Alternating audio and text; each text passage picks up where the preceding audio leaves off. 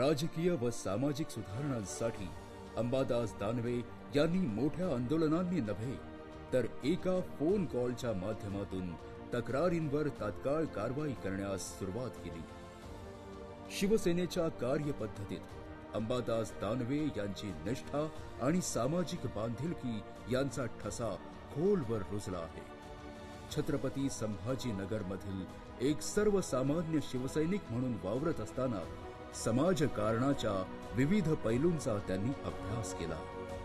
मराठवाड्याचा भूमिपुत्र या नात्याने त्यांनी सभागृहात मराठवाड्याविषयीची आपली तळमळ प्रकट केली. इगतपुरीत अल्पवयीन मुलीचा वेठबिगारीमुळे मृत्यू झाल्याची घटना समोर येताच तातडीने घटनास्थळी धाव घेऊन ठेकेदाराकडून कोवळ्या बालकांचे शोषण होत असून गुरे राखण्यासाठी अल्पवयीन मुलांना वेठबिगारीसाठी नेणं हेही बालमजूर कायद्यात समावेश करून कारवाई करण्याची मागणी करणारे अंबादास दानवेच. पुणे येथे कांद्याला भाव न मिळाल्यामुळे शेतकऱ्यांनी केलेली आत्महत्या असेल, अमरावतीतील मेळघाटात ट्रॅक्टरचे हप्ते भरता न आल्यामुळे तरुण शेतकऱ्याने केलेली आत्महत्या या घटना घडताच तात्काळ त्या शेतकऱ्यांच्या कुटुंबियांच्या घरी जाऊन सांत्वनपर भेट देणारी व्यक्ती म्हणजे विरोधी पक्षनेते अंबादास दानवे.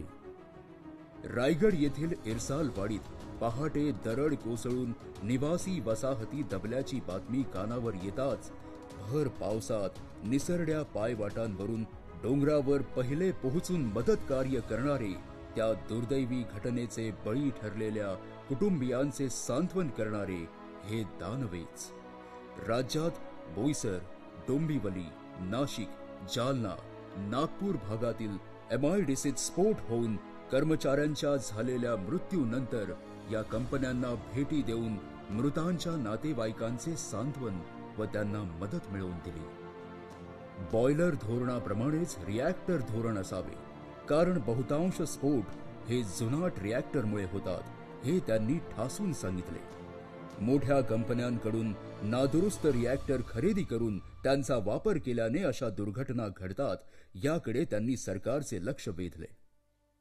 बदलापूर येथे अल्पवयीन मुलीवर झालेला अत्याचार, नवी मुंबईतील तरुणीचे अपहरण व हत्या, महिलेवर अत्याचार करून केलेली हत्या या घटनांनंतर त्या कुटुंबियांना आधार देण्यासाठी ते पुढे आले. नवी मुंबई पोलीस आयुक्तांना महिलांच्या सुरक्षेबाबत ठोस उपाययोजना सूचना केल्या त्या अंबादास दानवे यांनीच. राज्यातील सरकारी रुग्णालयांमधील अपुऱ्या सुविधा आणि औषधांच्या तुटवड्याबाबत त्यांनी ठोस भूमिका घेतली. होऊ दे चर्चा या व्यासपीठातून केंद्र सरकारच्या धोरणांचे वाभाडे काढत त्यांनी सत्ताधाऱ्यांना कठोर प्रश्न विचारले. जनतेच्या अडचणी अधिक जवळून समजून घेण्यासाठी त्यांनी जनाधिकार तुमच्या हक्काचा जनता दरबार चे आयोजन केले. मुंबईपासून कोल्हापूरपर्यंत 8 ठिकाणी झालेल्या या जनता दरबारांमध्ये हजारो नागरिकांनी सहभाग घेतला आणि अनेकांना न्याय मिळाला. श्रीरामपूर येथील मच्छिंद्रनाथ गंगाधर भागवत यांची 28 वर्षांपासून 7/12वर नोंद होत नव्हती. हा प्रश्न तातडीने सोडवण्यासाठी त्यांनी सुट्टीवर असलेल्या तलाठ्याला बोलावून घेऊन न्याय मिळवून दिला. भाऊ झालेल्या त्या शेतकऱ्याच्या डोळ्यात अश्रू उभे राहिले. तसेच बालसंगोपन निधीसाठी वणवण फिरणाऱ्या 14 वर्षीय त्रिदेव कापसे या मुलाला सरकारी मदत मिळवून देत स्वतःच्या माध्यमातूनही आर्थिक मदत केली. मुंबई दरबारालाही नागरिकांचा उदंड प्रतिसाद मिळाला. चंद्रपूर, गडचिरोली, गोंदिया या नक्षलग्रस्त भागाला भेटी देऊन तेथील सोयी सुविधांचा आढावा घेतला. या भागात असलेल्या खाणींच्या कंपन्यांमध्ये स्थानिक भूमिपुत्रांना कुशल उच्च पदावर रोजगार मिळावा ही भूमिका त्यांनी व्यवस्थापनाकडे लावून धरली. अकोला, शेवगाव येथील 2 गटात झालेल्या दंगलीनंतर त्या भागात भेट देऊन नागरिकांना धीर देणारे व कायदा सुव्यवस्था सुरळीत राहील यासाठी प्रयत्न करणारे हे अंबादास दानवेच. 2022 साली आपल्याच पक्षातील लोकांनी गद्दारी करून पक्ष फोडला, सत्ता केली. अशा प्रसंगी विरोधी बाकावरती विरोधी पक्षनेते पदासाठी एक ग्रामीण भागातील शेतकरी आक्रमक उत्तम वक्ता असलेल्या अंबादास दानवे यांची माननीय पक्षप्रमुख उद्धव बाळासाहेब ठाकरे यांनी निवड केली. पक्षप्रमुखांकडून सोपवलेली विरोधी पक्षनेता पदाच्या जबाबदारीला प्रामाणिकपणे न्याय देण्याचा प्रयत्न करत निष्ठेने ती पार पाडत आहेत. शेतकऱ्यांच्या कुटुंबियांना न्याय मिळवून देण्याची जबाबदारी त्यांनीच सर्वप्रथम स्वीकारली. राज्यातील अतिवृष्टी, संततधार, ओला व सुका दुष्काळ अशा परिस्थितीत शेतकऱ्यांच्या बांधावर जाऊन शेतमालाच्या नुकसानाची पाहणी करत शेतकऱ्यांवर कोसळलेल्या भीषण संकटाच्या पार्श्वभूमीवर विरोधी पक्षनेते अंबादास दानवे यांनी प्रत्यक्ष त्यांच्या समस्या जाणून घेतल्या. बीड मस्साजोगचे सरपंच संतोष देशमुख यांची झालेली हत्या, परभणी येथे आंदोलनात विद्यार्थ्याला ताब्यात घेतल्यानंतर त्याचा कोठडीत झालेला मृत्यू यावर आवाज उठवत त्यांच्या पीडित कुटुंबापर्यंत धीर देण्यासाठी ते पोहोचले. राज्याच्या चांद्यापासून बांध्यापर्यंत घडलेल्या शेतकरी आत्महत्या, अतिवृष्टी, कष्टकरी, महिला अत्याचार, रुग्णालयातील विदारकता, औद्योगिक वसाहतीतील स्फोट, दंगल सदृश्य परिस्थिती या सर्व घटनांच्या ठिकाणी प्रत्यक्ष भेटी देत विरोधी पक्षनेता पदावरून सरकारचे डोळे व कान उघडण्याचे व पीडितांना न्याय देण्याचे प्रयत्न त्यांनी केले. शिवसेनेच्या राजकीय प्रवासात अनेक वादळे आली आणि गेली. काही जण स्वार्थासाठी तर काही दबावाखाली आणि सत्तेसाठी तडजोड करत गेले. अनेकांनी ईडी समोर शरणागती पत्करली. पण अशा अनिश्चिततेच्या काळातही अंबादास दानवे अभेद्य किल्ल्यासारखे ठाम आहेत. त्यांची विचारधारेशी निष्ठा, तत्वांशी प्रामाणिकपणा आणि शिवसेना प्रमुख बाळासाहेब ठाकरे यांच्या हिंदुत्ववादी विचारांचा अभिमान त्यांना एक वेगळेच स्थान देतो. सत्ता बदलली, चेहरे बदलले, परंतु अंबादास दानवे कधीही डगमगले नाहीत. त्यांचा संघर्ष अविरत सुरू आहे. सत्ता असो वा नसो, त्यांचा आवाज तितकाच बुलंद राहिला आहे. आजही हा निष्ठावंत शिवसैनिक आपल्या लढ्याला अखंडपणे पुढे नेत आहे. परिस्थिती कितीही बिकट असो, तो झुकणार नाही, थांबणार नाही. शिवसेनेच्या मूळ विचारधारेसाठी, उद्धव बाळासाहेब ठाकरे यांच्या निष्ठेसाठी आणि बाळासाहेब ठाकरे यांच्या विचारांसाठी त्यांची लढाई अखंड सुरूच राहील. जय हिंद, जय महाराष्ट्र. माननीय श्री राजनजी विचारे साहेब यांना मी व्यासपीठावरती निमंत्रित करते.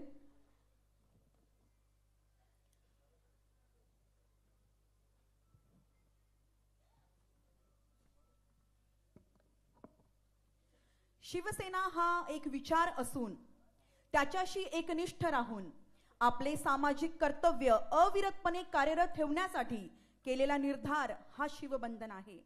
आणि आज याच शिवबंधनाचे या ठिकाणी प्रकाशन आहे. तर पुढे वळीत आहोत आणि या शिवबंधन या कार्य अहवालाचे प्रकाशन माननीय सन्माननीय श्री उद्धवजी ठाकरे साहेब शिवसेना पक्ष प्रमुख यांच्या शुभ हस्ते होत आहे. सर्व शिवसेना नेते, संपूर्ण सचिव, सर्व माननीय सन्माननीय नेत्यांना या ठिकाणी मी विनंती करते की आपण विधान परिषद विरोधी पक्षनेता पदाच्या आतापर्यंतच्या कार्यकाळातील कामकाजाच्या शिवबंधन या कार्य अहवालाचे प्रकाशन करीत आहोत.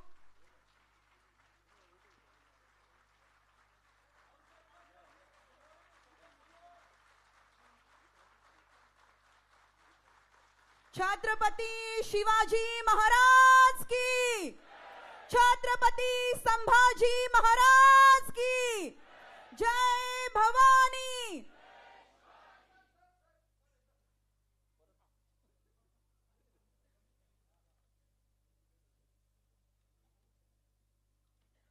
सर्वांचे खूप खूप धन्यवाद. आणि ज्यांना ऐकण्यासाठी संपूर्ण महाराष्ट्र नाही तर संपूर्ण भारत नेहमीच उत्सुक असतो, ते म्हणजे आपणा सर्वांचे लाडके सन्माननीय श्री संजयजी राऊत साहेब, शिवसेना नेते, खासदार, तुमच्या सर्वांच्या जोरदार टाळ्यांसह मी साहेबांना निमंत्रित करू इच्छिते की साहेबांनी आपल्या सर्वांना आपल्याला शुभेच्छा द्यायच्या आहेत.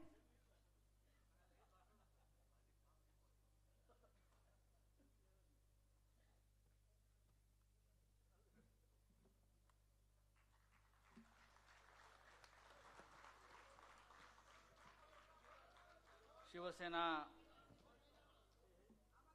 पक्षप्रमुख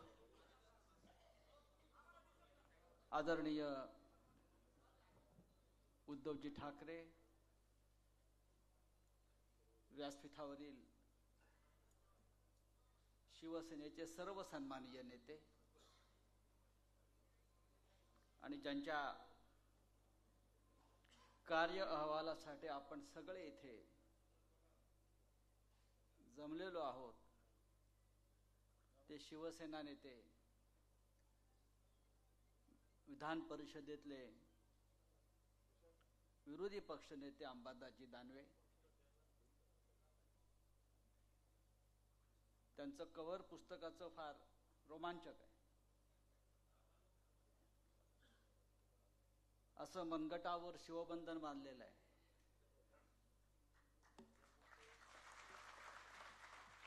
आणि अशी मूठ घट्ट अशी वळलेली आहे. आणि तो हात स्वतः अंबादास दानवे यांचा आहे.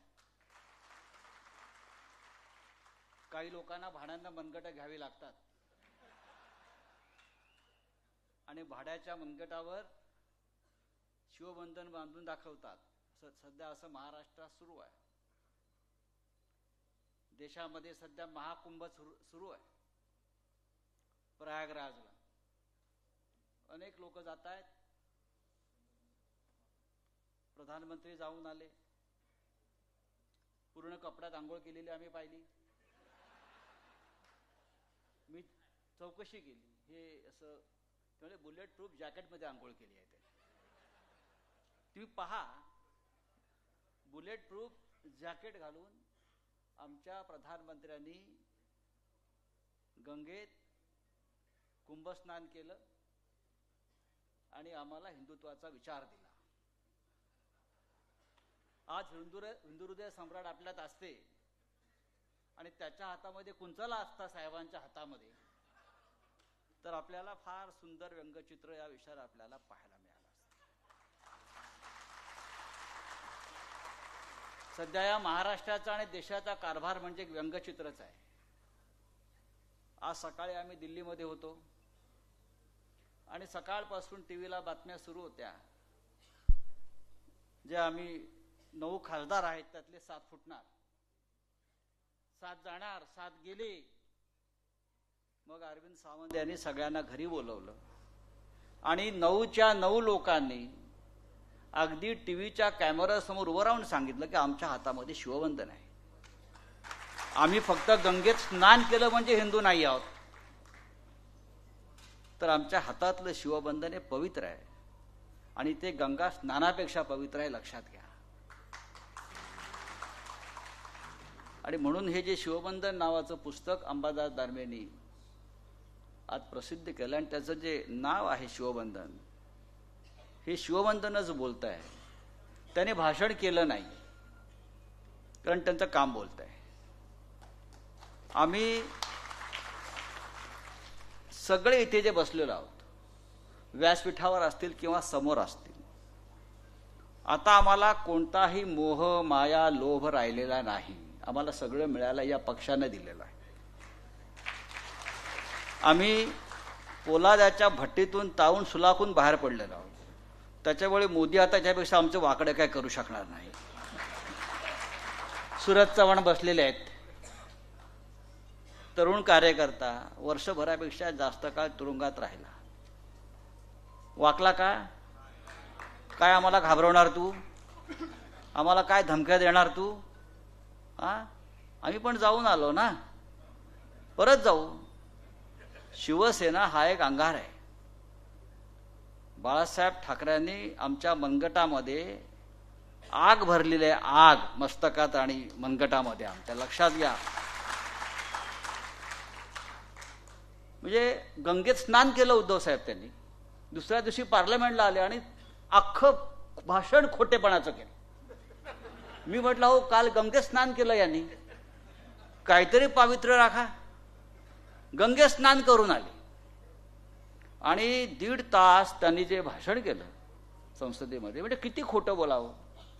प्रत्येक वाक्यामध्ये खोटेपणा भरलेला. आणि काही लोकांना जन्मताच ती देणगी मिळालेली असते, त्याच्यामुळे काय आम्हाला त्याचं काय. तरी काल एक फार गंमत सांगितली. काँग्रेस पक्षानं त्या काळामध्ये म्हणे बलराज सहानीला अटक करून ऑर्थरोड तुरुंगात टाकलं होतं. बलराज सहानी फार मोठे अभिनेते होते आणि हे असे अख्ख्या देशाचा जेलखाना बनवला. बलराज सहानी पासून सगळ्यांना तुरुंगात टाकलं. मग आम्हाला कुठे ठेवलं होतं? तुम्ही 5 स्टार हॉटेलला ठेवलं होतं का? सुरत चव्हाणला कुठे ठेवलं होतं? ताजला ठेवलं होतं का? काय आमचा दोष काय? बलराज सहानीची गोष्ट अशी आहे की त्या काळामध्ये बलराज सहानी हे कम्युनिस्ट पक्षाचे कार्यकर्ते होते. कम्युनिस्ट पक्षाचे कार्यकर्ते होते. चीनचं युद्ध सुरू होतं आणि कम्युनिस्टांची एक वेगळी भूमिका होती. आणि बलराज सहानी सिनेमात काम करण्यासाठी धडपडत असताना त्यांना एक हलचल नावाचा सिनेमा मिळाला. हलचल, त्याचा प्रोड्युसर होता के आसिफ. आणि त्याच्यामध्ये बलराज सहानीच्या वाटाला जी भूमिका होती ती जेलरची भूमिका आली होती. तेव्हा बलराज सहानी म्हणाले की मला जेलमध्ये जाऊन जेलर कशा प्रकारे काम करतो ते पाहता आलं तर मी भूमिका उत्तम प्रकारे वाटली. आणि योगायोगाने एका आंदोलनामध्ये बलराज सहानीला अटक झाली आणि त्यांना ऑर्थरोड तुरुंगात जावं लागलं. आणि त्यांनी स्वतः तुरुंगात त्याचा मुक्काम वाढवला की मला तुरुंगात राहून हे तुरुंगाचं काम पाहता येईल. बरं, तेव्हाचं सरकार पंडित नेहरूंचं होते, ते किती उदार असावेत.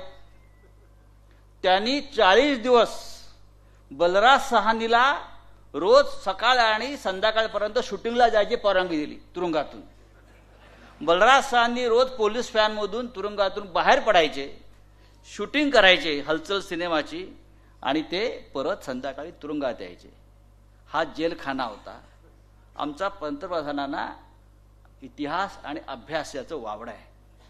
त्यांनी दुसरे काल सांगितलं की आमचे पंडित हृदयनाथ मंगेशकर यांनी सावरकरांचं गीत रचल्यामुळे त्यांची आकाशवाणीवरची नोकरी गेली. हे ते वारंवार सांगतात. गोव्याच्या एका सभेत सुद्धा त्यांनी सांगितलं. सत्य असं आहे, मंगेशकरांनी सागरा प्राण तळमळाला हे गीत रचलं. सावरकरांनी रचलं, त्याला संगीत हृदयनाथ मंगेशकरांनी दिलं. तेव्हा ते आकाशवाणीमध्ये होते आणि आकाशवाणीनंच हे गीत लोकप्रिय केलं. हजारो वेळा हे गीत सागरा प्राण तळमळा, हजारो, त्या काळात टीव्ही नव्हत्या, कॅसेट नव्हत्या, आकाशवाणीने हजारो वेळा हे गीत आपण ऐकलेलं आहे. आणि पंडित नेहरू आमचे पंडित मोदी म्हणतात की या गीतावर बंदी होती आणि मंगेशकरांना त्यामुळे नोकरी गमवावी लागली. शिवसेनेवर खोटं, आमच्यासारख्या कार्यकर्त्यांविषयी खोटं बोलायचं, देशाविषयी खोटं बोलायचं. बरं, जे दिल्लीत तेच महाराष्ट्रामध्ये जे वरपासून खाली झिरपत आलेलं आहे तेच आपण पाहतोय. आणि अशा या वातावरणामध्ये महाराष्ट्रामध्ये जर दिशा दाखवायचं काम जर कोणाला करायचं असेल आणि कोण करत असेल तर ते माननीय उद्धव ठाकरे यांच्या नेतृत्वाखालची शिवसेना आपण करतोय. हे काही बोलू द्या, हे सगळे आम्हाला म्हणतात मोदी नकली संतान, हे नकली बापाचे लोक आहेत. हे जे राज्यकर्ते आहेत हे यांचा बाप कोण आहे, यांचा मायबाप कोण आहे, उठ सूट दिल्लीत जाऊन बसतात, दिल्लीत विचारतात. हे महाराष्ट्र आहे, हे छत्रपती शिवाजी महाराजांचं राज्य आहे आणि हा महाराष्ट्र कधी कोणाला खोट्याना माफ करणार नाही. आज खूप दिवसांनी सगळे शिवसेनेचे नेते, सगळे कडवट शिवसैनिक अंबादास दानवे यांच्या कार्यक्रमाच्या निमित्त आपण एकत्र जमलेलो आहोत. असे कार्यक्रम जिल्ह्यात जिल्ह्यात आणि तालुक्यात तालुक्यात व्हायला हवेत. एकत्र यायला पाहिजे, एकत्र आपण विचार पुढे नेला पाहिजे. आमची वज्रमूठ जी आहे ऐक्याची ती घट्ट आहे. आज सकाळी दिल्लीत असताना राहुल गांधींची एक पत्रकार परिषद झाली, मलाही त्यांनी बोलवलं. कशा प्रकारे घोटाळे करून हे सरकार निवडून आलेलं आहे हे त्यांनी आज पुन्हा एकदा त्याचं प्रेझेंटेशन दिलं. या महाराष्ट्रामध्ये 76 लाख मतं वाढवली आणि फक्त 5 महिन्यामध्ये 39 लाख मतं वाढवली. फक्त 5 महिन्यामध्ये. लोकसभा निवडणूक ते विधानसभा निवडणूक फक्त 5 महिन्यामध्ये 39 लाख मतं वाढवली. आणि ही सर्वच्या सर्व 39 लाख मतं फक्त एकाच पक्षाला पडली, ती म्हणजे भारतीय जनता पक्षाला. असं होऊ शकतं का? 39 लाख नवीन मतदारांची नोंदणी झालेली आहे आणि ही सगळी 39 लाख मतं एकाच पक्षाला पडतात. हा घोटाळा नसून घोटाळ्याचा बाप आहे. आणि अशा पद्धतीनं आपण जिंकून आलेला आहात. आमची मतं कमी झालीत का? आमची मतं कमी झालेली नाहीत, किंबहुना वाढली आहेत. पण भारतीय जनता पक्ष ज्या ठिकाणी जिंकलेला आहे किंवा जिंकलेलं दाखवलेलं आहे त्या प्रत्येक मतदारसंघामध्ये अचानक 25-25 हजार मतं कशी वाढली याचं प्रात्यक्षिक दिल्लीमध्ये राहुल गांधींबरोबर आम्ही दाखवलं. आणि त्या संदर्भात आम्ही सुप्रीम कोर्टात सुद्धा जातो आहोत. हे यासाठी मी आपल्याला सांगतोय की शिवसेनेची सत्ता आली नाही, आपला पराभव झाला म्हणून नावमेद होण्याचं कारण नाही. समोर जे जिंकलेले आहेत ते कपट कारस्थान करून जिंकलेले आहेत.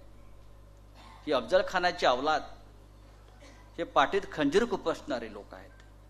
त्यांनी लोकशाहीच्या पाठीत खंजीर खुपसला आहे. त्यांनी हे राज्य ताब्यात घेण्यासाठी कटकारस्थान केलंय, कपट कारस्थान केलंय. त्यांनी बाळासाहेब ठाकरेंची, माननीय हिंदुहृदय सम्राटांची शिवसेना तोडण्याचा अघोरी प्रकार केलेला आहे. आणि ह्याला आपल्याला मुंहतोड जबाब द्यावा लागेल. आणि आज महाराष्ट्रामध्ये लढण्याचं धैर्य कोणामध्ये असेल, जिद्द कोणामध्ये असेल, ती फक्त आपल्या शिवसेनेमध्ये आहे, लक्षात घ्या. बाकी सगळे त्या नरेंद्र मोदी आणि अमित शहाचे गुलाम झाले आहेत, डरपोक आहेत. आणि महाराष्ट्र हा कधीच डरपोक नव्हता. महाराष्ट्र हा कायम निर्भयपणे काम करत राहिला. आणि आजच्या दिवशी हे शिवबंधन नावाचं पुस्तक जे प्रसिद्ध झालेलं आहे त्यातून एकच संदेश मी आपल्याला देईन. हे पुस्तक त्यांच्या कार्याचा अहवाल आहे की हे शिवबंधन जे आहे हीच आपली वज्रमूठ आहे, हीच आपली ताकद आहे, पवित्र आहे.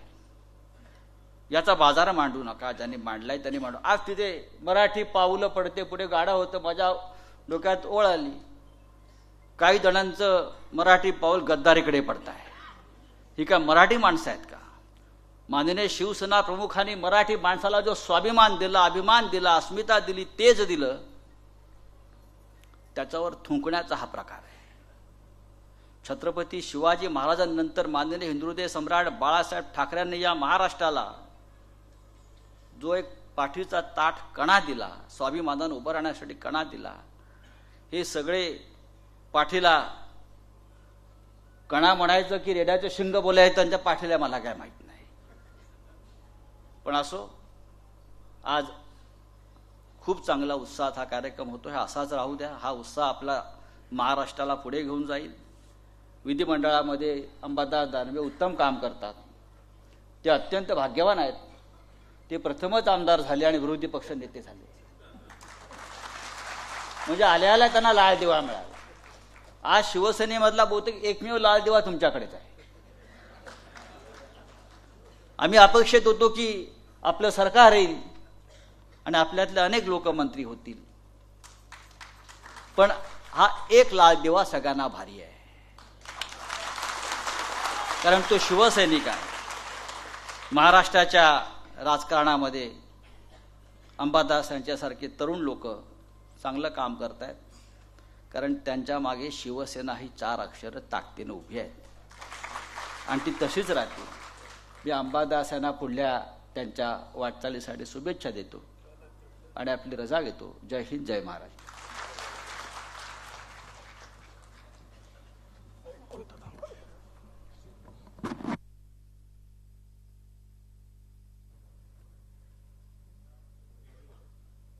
शिवबंधन या कार्य अहवालाचे यशस्वी प्रकाशन झालेले आहे आणि आपल्याला मार्गदर्शन करण्यासाठी तुमच्या सर्वांच्या जोरदार टाळ्यांसह शिवसेना पक्ष प्रमुख माननीय श्री उद्धवजी ठाकरे साहेब यांना मी विनंती करते की त्यांनी आपणास मार्गदर्शन करावे.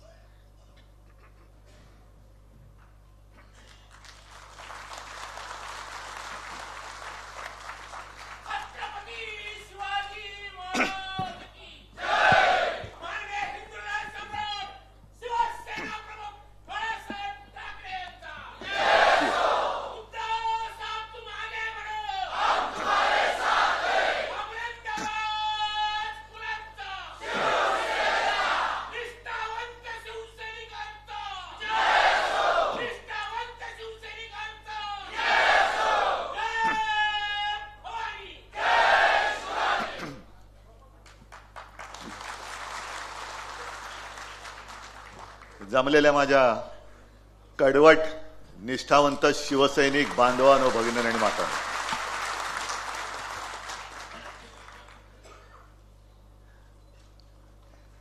मला तुमच्याकडे बघताना एक समाधान होतंय. किती कोणी फोडाफोडी केली तरीही जो अस्सल शिवसैनिक आहे त्या तटबंदीला चराचुरा पडलेला नाहीये. संजय राऊत यांनी आपलं भाषण केलेलं आहे, मार्गदर्शन केलेलं आहे आणि बोलताना 2-3 गोष्टी संजय आपण बोलला त्याचा उल्लेख जरा गमतीने करावासा वाटतोच. पहिला उल्लेख म्हणजे पंतप्रधानांच्या गंगा स्नानाचा, कारण त्यांनी बुलेट प्रूफ जॅकेट घालून गंगा स्नान केलं असं म्हणतात. मला आठवलं कोणे एकेकाळी मनमोहन सिंगजी पंतप्रधान होते तेव्हा हेच बोलत होते की हे रेनकोट घालून आंघोळ करतात. आता ते रेनकोट घालून आंघोळ करायचे, हे बुलेट प्रूफ जॅकेट घालून गंगा स्नान करतात. ठीक आहे, आनंद आहे.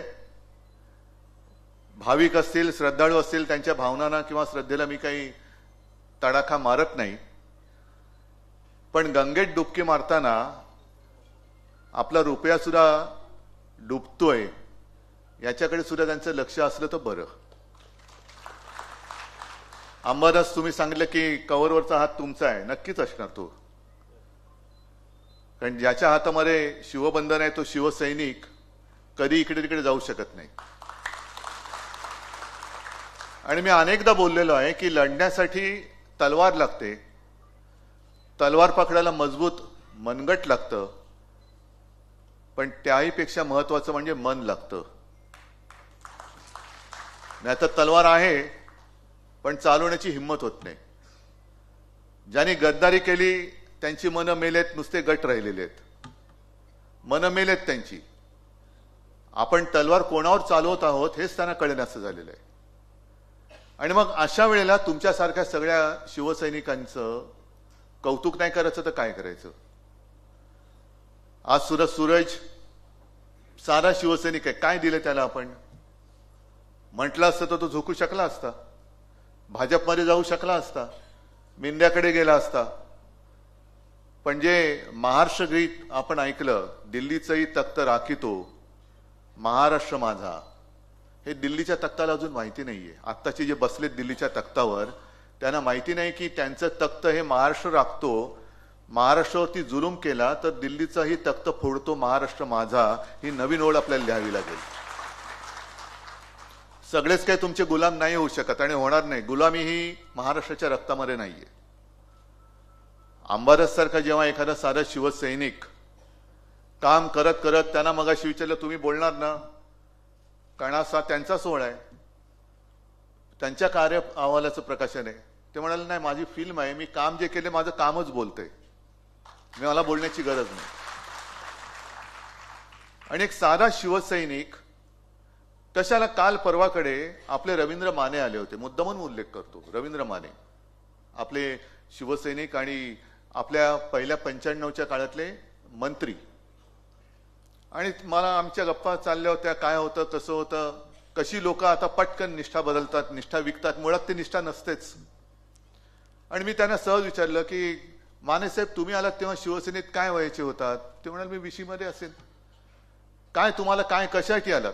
ते म्हणाले खरं सांगू साहेब, सगळा जो काय जी काय परिस्थिती होती ती बघितल्यानंतर मार खाण्यासाठीच मी शिवसेनेत आलो. का? कारण लढायचं होतं. जो काय अन्याय होत होता तो सहन होत नव्हता आणि मला लढलं पाहिजे. एक भगवा घेऊन शिवसैनिक चाललेला आहे, शिवसेना प्रमुख मार्गदर्शन करतायत. काय मिळेल याची अपेक्षाच नव्हती, आशाच नव्हती. असे त्यांच्यासारखे तुम्ही आणि तुमच्यासारखे अनेक महाराष्ट्रभर काळोखात उड्या मारणारे खूप जण आहेत. पण एक गोष्ट नक्की तुम्हाला माहिती आहे की काळोखात जरी तुम्ही उडी मारलीत तरी काळोख फार टिकणार नाही, कारण आता तुमच्या हातामध्ये मशाल आहे. लोकांना जे वाट चुकलेत त्यांना असं वाटते की एकाच मार्गाने गेलं म्हणजे आपल्याला मोक्ष मिळतो. नाही, अजिबात नाही. महाराष्ट्रावरती अन्याय करून कोणाला मोक्ष नाही मिळणार. काय लावायचं तो सोक्ष मोक्ष आम्ही इकडेच लावू. काय व्हायचं ते होईल, बघू ना आपण. आणि ही जी काय सगळी परिस्थिती आहे, आज संजय आपण सकाळी राहुल गांधींनी पत्रकार परिषद घेतली, मला पूर्ण बघायची.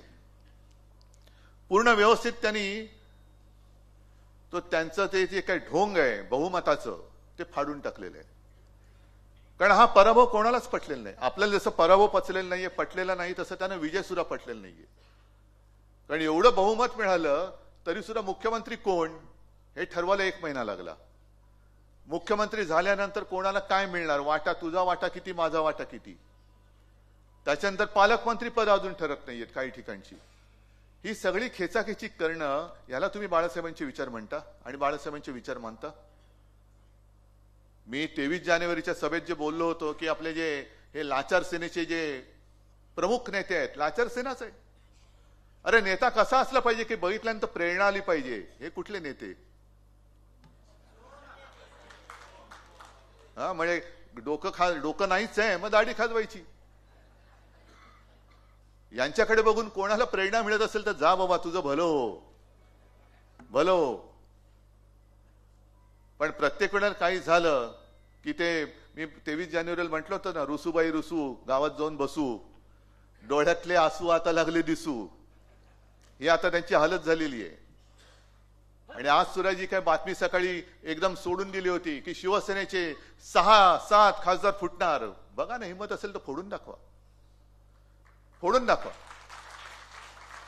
पण आता शिवसैनिकाच्या संयमाचा अंत बघू नका, कारण फोडाफोडी करायला लागलात कधी तुमचं डोकं फुटेल. आणि माझं तर आव्हान आहे, फोडाफोडी करायची असेल ना तर सरकारी यंत्रणा बाजूला ठेवा, पोलीस बिलीस बाजूला ठेवा, ईडी, इन्कम टॅक्स, सीबीआय बाजूला ठेवा आणि हिंमत असेल, मर्दाची अवलाद असेल तर माझा एक तरी शिवसैनिक फोडून दाखव, मी तुझं नेतृत्व स्वीकारायला तयार आहे. एक तरी शिवसैनिक फोडून दाखव. पण पैशाची आमिष दाखवायची, अटकेच्या भीती दाखवायची, ईडी, इन्कम टॅक्स, सीबीआयच्या भीती दाखवायची. अरे कसले तुम्ही मर्द, नामर्दाची अवलाद, नकली बापाची अवलादी. संजय राऊत बोलले ते बरोबर आहे, हे नकली बापाची अवलाद आहे. कारण हिंमतच नाहीये. आज संपूर्णपणे देश नाचवून टाकतायत. जे आपल्याला वाटलं होतं की काँग्रेस नको, तेव्हा तो विचार होताच. पण जेव्हा देशाच्या मुळावर कोण येत असेल तर मग देशहितासाठी, देशाला वाचवण्यासाठी आम्ही तर उभे आहोत. पण आमच्यासोबत जे कोणी येत असतील येऊ द्यात. पण आम्ही पहिलं देशाच्या देशद्रोह्यांना पहिलं गाडू.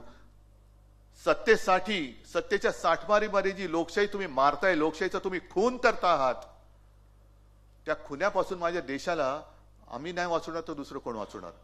दिल्लीचं तख्त राखतो म्हणजे काय करतो महाराष्ट्र? प्रत्येक वेळेला हिमालयाच्या मदतीला महाराष्ट्र धावतो म्हणजे काय करतो महाराष्ट्र नेमका? त्या डोंगराच्या बाजूला काय डोंगर जाऊन नाही उभा राहत. हे प्रतीक आहेत. हिमालय म्हणजे आपला देश आणि देशाच्या मदतीला सह्याद्री धावतो म्हणजे तुम्ही आम्ही आपली महाराष्ट्रात जन्मलेली ही मराठमोळी माणसं ही जाऊन तिकडे देशाला वाचवतात. अगदी 92-93 साली सुद्धा त्यावेळेला जे काय झालं होतं, जातीय दंगली झाल्या होत्या हिंदू मुसलमानांच्या, मुंबई कोणी वाचवली? शिवसैनिकांनी वाचवली. मग मराठी माणूस हा हिंदू नाहीये. हिंदुत्व सोडलं, हिंदुत्व सोडलं. दाखवा ना मला एक उदाहरण दाखवा की मी जे हिंदुत्व सोडलेलं आहे. मराठी माणसाला कोणी हिंदुत्व शिकवायच्या फंदात पडू नये. आणि हे मी वारंवार का सांगतोय? कारण त्यांच्याकडनं वारंवार ज्या अफवा पसरवल्या जात आहेत त्या अफवांना आपल्याला हे तोडावंच लागेल. आज सुद्धा राहुल गांधींनी पत्रकार परिषद घेऊन मतदार संख्या कशी वाढले, एकूण 5 वर्षात 32 लाख आणि 5 महिन्यामध्ये 40 लाख शक्य आहे. मग हे मतदार आले कुठून? आणि त्याच्यावरची प्रतिक्रिया आपल्या मुख्यमंत्र्यांनी दिली की प्रत्येक वेळेला चुटकुला, बरोबर ना रे, न कुठे उतार आणि कुठे माहित नाही, चुटकुला म्हणजे तोच विनोद जर का परत परत सांगितलं तर कोणाला हसायला येत नाही. तुम्हाला लोकशाहीची तुम्ही जी काही हत्या केली ती थट्टा वाटते, तो विनोद वाटतोय. ईव्हीएम मुळे ह्या आमचा आक्षेप आता आजच्या पत्रकार परिषदेत ईव्हीएम हा नव्हताच.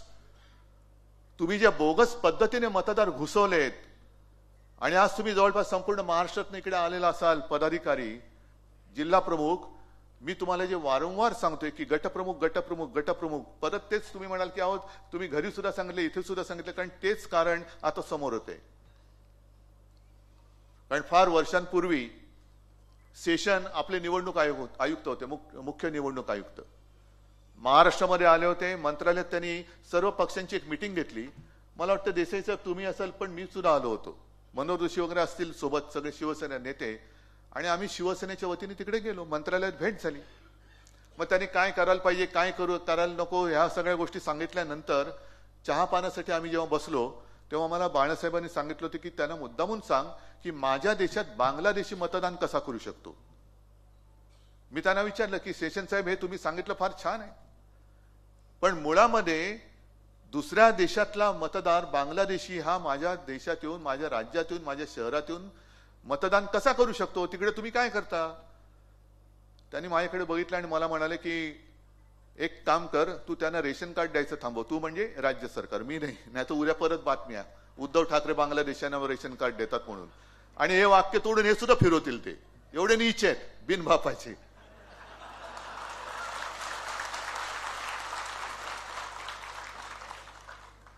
तर थोडक्यामध्ये काय की इथली जी काही यंत्रणा आहे ती रेशन कार्ड देते, आणि त्यावेळेला रेशन कार्ड हा एक काय त्याला एक आधार होता. आता आधार कार्ड हा आधार झालाय. आणि जर का मी चुकीचं बोलत नसेन तर देशभरामध्ये कुठेही आधार कार्ड असलं तर तो कुठल्याही राज्यात गेल्यानंतर तिथल्या प्रतिष्ठित व्यक्तींचं जर का एक ओळखपत्र घेतलं की मी या व्यक्तीला ओळखतो, हा खूप चांगला आहे, बोगस असला तरी चांगला आहे, तरी त्याचं मतदार यादीत नाव नोंदलं जातं. आणि मग तिकडे या प्रश्नाची उकल जी आहे, उत्तर आहे ते असं आहे की लोकसंख्येपेक्षाही मतदार वाढले कसे, कारण हे इतर राज्यातनं आलेले आहेत. त्याच्यानंतर दुसरं त्यांनी असं केलं असं म्हणतात की लोकसभेचा त्यांनी अभ्यास केला, लोकसभा निकालाचा, कोणत्या मतदारसंघात आपल्याला आघाडी मिळाली, कोणत्या मतदारसंघात आघाडी किती मिळाली तरी जिंकू शकत नाही, त्यातले बरोबर त्यांनी ते मतदार हेरले, बाजूच्या वॉर्डात त्यांनी ते नोंदवले आणि मतदान त्यांच्या उमेदवाराला करून घेतलं आणि जिंकले. नुसतं ईव्हीएम नाही, हे सुद्धा काम आहे. मग हे काम तपासायचं कोण, हे काम आपण तपासू शकतो. सातत्याने मी जे सांगतोय मुद्दामून या चॅनल समोर सांगतोय, कारण प्रत्येक मतदाराचं एक कर्तव्य आहे, प्रत्येक पक्षाच्या कार्यकर्त्याचं एक कर्तव्य आहे की माझ्या मतदार यादीत अचानक हा माणूस घुसलाय, तो कोण आहे, कुठे राहतो. कारण आता जे नोंदले गेलेले मतदार आहेत, गेल्या वेळेला त्यांनी जे काय मतदान केलं असेल, मला नाही वाटत त्यांना सहजासहजी आता वगळता येईल. त्याच्यासाठी खूप मोठा अभ्यास करावा लागेल आणि खूप मोठा संघर्ष करावा लागेल. लोकशाहीची हत्या म्हणतोय ती हीच आहे की लोकशाही, जिकडे तुम्ही माझा पक्ष चोरलात तिकडे लोकशाही चोरलेली दाखवून तुम्ही तुमचं जितमय्या म्हणून करत असाल तर हा विजय तुमचा विजय नाही, तुमचा पराभव झालेला आहे. पण केवळ सगळ्या यंत्रणा तुमच्या ताब्यात आहेत म्हणून, आणि म्हणून जसा तुम्ही माझा पक्ष फोडतात तशीच तुम्ही माझ्या देशाची सुद्धा वाट लावून टाकतात. काय शेवटी करणार काय, आंदोलनं तर झालीच पाहिजेत. मी तर सगळ्यांना सांगतो की एक काम करा, जसं आंबारसने केलं ना जनता दरबार, आंबारस हे काम चालूच ठेवायचं. सगळ्यांना सांगतोय चालूच ठेवायचं, कारण आपण जनतेला बांधलेलो आहोत. मी भाजपला सोडलंय, हिंदुत्व नाही सोडलेलं, राष्ट्रीयत्व नाही सोडलेलं, मी सोडू शकत नाही. पण हिंदुत्वाचा बुरखा पांघरून जर कोणी माझ्या देशाच्या नरडीचा घोट घेत असेल तर त्याला मग मात्र मी कट्टर कट्टर कट्टर हिंदू आणि राष्ट्रप्रेमी म्हणून त्याच्या नरडीचा घोट घेतल्याशिवाय राहणार नाही, ही शपथ घेऊन आपल्याला बाहेर पडलं पाहिजे. अनेक त्यांनी थापा मारल्या झाले. तुम्ही ग्रामीण भागात आलेत, आता इथले समोर माझे बुलढाण्याची वगैरे लोक दिसत आहेत, बरोबर आहे ना, मराठवाड्यातली आहेत, सोयाबीनला भाव मिळतोय नाही, कापसाला मिळतोय 1 रुपयात पीक विमा, त्याच्यात घोटाळा. तरी आज का काल अमरावतीमध्ये आंदोलन झाले, नाशिकला आंदोलन झालं, सगळीकडे आंदोलन होतंय. कारण एक तर तुम्ही चोरून तुमचा विजय मिळवलाय, पण लोकांचे प्रश्न काय? लोकांचे प्रश्न तसेच आहेत. आणि विरोधी पक्ष नेता जो असतो त्याचं काम हेच असतं की अशी फसली गेलेली जनता असेल आणि सत्तांध झालेले सत्ताधारी असतील तर त्यांच्या मध्ये तो ठाम सह्याद्री सारखा उभा राहायला पाहिजे की याद राख, माझ्या जनतेवरती अत्याचार केलं असं माझ्याशी गाठ आहे. याला विरोधी पक्ष नेता म्हणतात. आणि ते काम अंबादास तुम्ही करतायत, आपले सगळे शिवसैनिक करतायत. 1 रुपयात पीक विमा घोटाळा, पीक विमा योजना त्याच्यामध्ये घोटाळा झालेला आहे. त्याच्यानंतर आत्ताच येताना मी बातमी वाचली की लाडकी बहीण 5 लाख महिलांचे अर्ज आता बाद ठेवलं, अपात्र 5 लाख. मग ते जे काय मतं त्यांना, जर का लाडक्या बहिणीने त्यांना विजय मिळवून दिला असेल तर ही लाडक्या बहिणीची फसवणूक नाही तर दुसरं काय होतं? बहिणीने सगळं जाऊन विचारलं पाहिजे. जा 3 भाऊ होते ना, जॅकेट भाऊ, दाढी भाऊ, देवा भाऊ, जा विचारा त्यांना. तेव्हा काय भाऊ गर्दी झाली होती, मीच तुझा भाऊ, मीच तुझा भाऊ. पण ही सगळी 5 लाख म्हणजे आतापर्यंत 5 लाख महिलांना अपात्र ठरवलेलं आहे. ही बातमी आता ऑनलाईन वाचली मी. मग त्यांना दिलेले पैसे तुम्ही घेणार परत असाल आणि यापुढे जर का लाभ देणार नसाल तर त्यांनी दिलेली मतं सुद्धा तुम्ही तुमच्या पक्षाच्या मतदार यादीतनं किंवा मतदान संख्येतनं वगळणार आहात का? कारण तुम्ही फसवून घेतलेली मतं आहे. अनेक आपला महाराष्ट्र एवढा काही उपराटा नाहीये की कोणी काही केलं तर त्याचे उपकार तो विसरत नाहीये. मी समजू शकतो. आता तुम्ही जे काय अंबादास तुमच्या फिल्ममध्ये फोटो दाखवले साध्या साध्या, कारण एक ठिकाणी मी सुद्धा आहे त्याच्यामध्ये, समोर त्या शेतकरी महिला बसल्या होत्या, कामगार महिला मजूर, शेतमजूर, आणि त्यांना मी विचारलं की काय ताई तुम्ही आता खुश असाल ना, लाडकी बहीण योजना आलेली आहे. तिने एकीने सांगितले की कसल्यामुळे 1,500 रुपयामध्ये घर चालतं वय. तिच्या बाजूला एक तिचं पोर बसलं होतं, 5-6 वर्ष, 4-5 वर्षाचं असेल. याची ऍडमिशन करायची, याला शिकवायचं, याला शिकायचंय. 1,500 मध्ये काय शिकवणार मी? सुदैवाने तिकडे आपला शिवसैनिक होता, काय त्याचं नाव अंबादास भालेकर. मला म्हणाल साहेब काळजी करू नका, मी करतो काहीतरी. आणि मला वाटतं 15-20 दिवसात अंबादासनी मला फोन करून सांगितलं की साहेब त्या मुलाला आपण शाळेत ऍडमिशन केली, त्याच्या शिक्षणाचा खर्च आपण करतोय. मग 1,500 रुपये तुम्ही तेव्हा निवडणुकीच्या तोंडावरती माझ्या बहिणींना, मी लाच म्हणत नाही पण फसवणूक म्हणून केली तुम्ही, ओवाळणी देतो. मग ती बहीण सुद्धा म्हणाली की काहीच नाही तर हा देतोय, मग याला नाही कसं म्हणायचं? दिलं, मग दिली असतील मतं, दिलीत असं माझं म्हणणं नाही. कारण बहीण सुद्धा माझी हुशार आहे.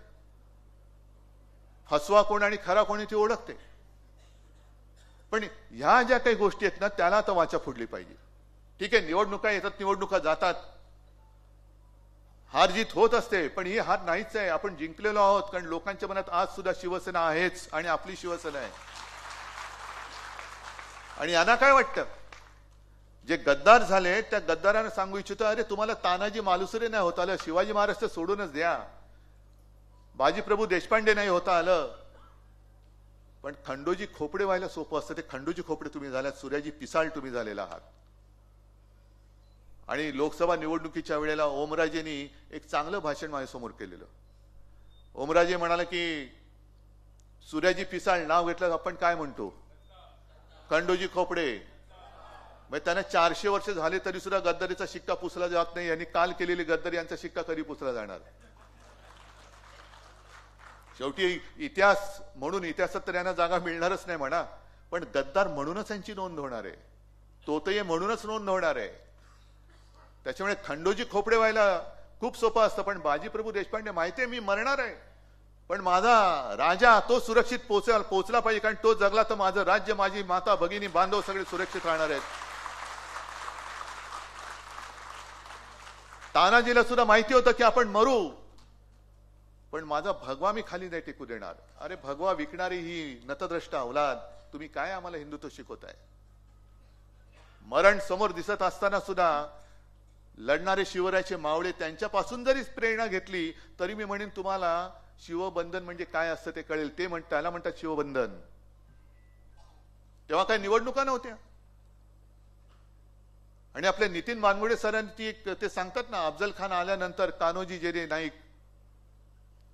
त्यांना सुद्धा फरमान आलं मग तेव्हाचे ते ईडी, इन्कम टॅक्स, सीबीआयच होतं. अफजल खान आलाय आणि अफजल खानाने खलिता पाठवलं, फरमान पाठवलं की तुम्ही आणि तुमची 5 मुलं गप गुमान आमच्याकडे येऊन सामील व्हा, म्हणजे भाजपात या, नाहीतर सहकुटुंब मारले जाल.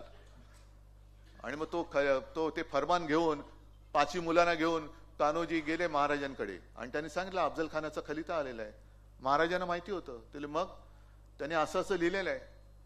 तर शिवाजी महाराज म्हणाले ठीक आहे, मग जा की, तुमचं जर का प्राण वाचत असतील, तुम्हाला काय आमदार खासदार नाही तर एसीओ होत असाल, आता 1,94,000 त्या चट्या उचलणाऱ्यांना भाजप एसीओ करतोय, तर जा तुम्ही. आणि तेव्हा कान्होजी जेदे ताडकन बोलले, चिडले. ते बोलले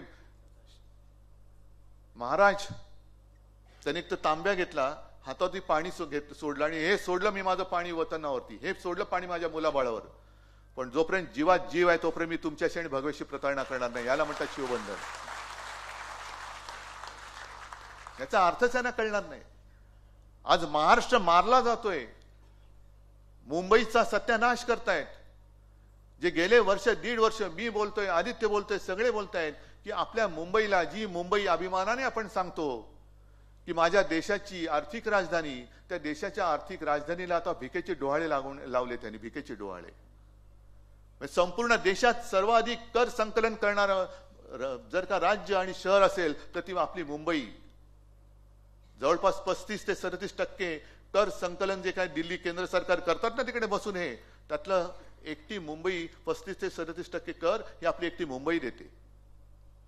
आणि अभिमान आहे मला. सुनील, तुम्ही ज्या वेळेला महापौर होता 2012, त्यावेळेला 640 कोटीने आपली महापालिका त्रुटीमध्ये होती, तोट्यात होती. मग 2012 ते आता जेव्हा महापालिका विसर्जित होत होती, तोपर्यंत संपूर्ण महापालिका सलग जेव्हा शिवसेनेच्या ताब्यात होती, तेव्हा 92,000 कोटीच्या मुदत ठेवी किंवा फिक्स डिपॉझिट आपण केल्या होत्या. हा कोस्टल रोड जो केलेला आहे ते यांचं कोणाचं नाही, ना मोदींचा 1 पैसा आहे, ना देवेंद्र फडणवीसांचा 1 पैसा आहे, ना गद्दारांनी 1 पैसा टाकलाय. तो आपल्या मुंबई महापालिकेने टाकलेला पैसा आणि त्यातनं केलेलं हे काम आहे. आणि 90,000 कोटीच्या ठेवी असलेली महापालिका आता त्या ठेवी त्यांनी 80,000 कोटीवर आणल्या. मधल्या 1-1.5 वर्ष, 1 वर्षापूर्वी आपले माननीय पंतप्रधान येऊन गेले आणि त्यांनी सांगितलं बँक में पैसा रखकर विकास नाही होता जी. पण आता जो काय विकासाच्या नावाखाली भ्रष्टाचाराचा धुरळा उडालेला आहे, एक तर 90-92,000 कोटीच्या 80,000 कोटीपर्यंत आणले, आणखीन ते खाली जाणार. पण त्याच्या समोर जवळपास 2,30,000 कोटीपेक्षाही जास्त देणी या नादान सरकारने करून ठेवलेले, 2,30,000 कोटी. आणि मी जर का चुकत नसेल तर सुनील तुम्ही सांगा, दरवर्षी आपल्या मुंबई महापालिकेचा जो काय महसूल आहे तो 40,000 कोटी आहे. त्यातला 30,000 कोटी हा आस्थापनावरती जातो, पगार बिगार सगळ्या याच्यावरती. म्हणजे आपल्या विकासाला 10,000 कोटी मिळतात.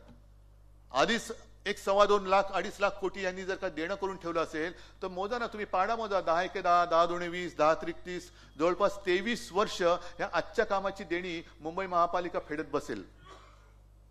कोणी केले हे पाप? कोणाच्या खिशात पैसा गेला? बैंक में पैसा रखकर विकास नहीं होता है तो फिर क्या कॉन्ट्रैक्टर के जेब में पैसा डालकर विकास होने वाला है? अदानीच्या घशात मुंबई घालून विकास होणार आहे? आज सुद्धा आणखीन एक बातमी आहे की धारावीच्या पुनर्विकासासाठी जेवढी जमीन पाहिजे त्याहीपेक्षा अधिक जमीन आणखीन अदानी मागतायत. द्या. त्यावेळेला इंग्रजांच्या काळामध्ये मुंबई आंदण दिली होती, आता तुम्ही अदानीला आंदण देतात. लढणार कोण? उभा कोण राहणार? आणि म्हणून शिवसेनेच्या मुळावरती घाव घालण्याचा प्रयत्न ते करतायत. कारण त्यांना माहिती आहे शिवसेना आहे आणि ज्या शिवसेनेचं प्रमुख पद आहे ना उद्धव बाळासाहेब ठाकरेकडे आहे.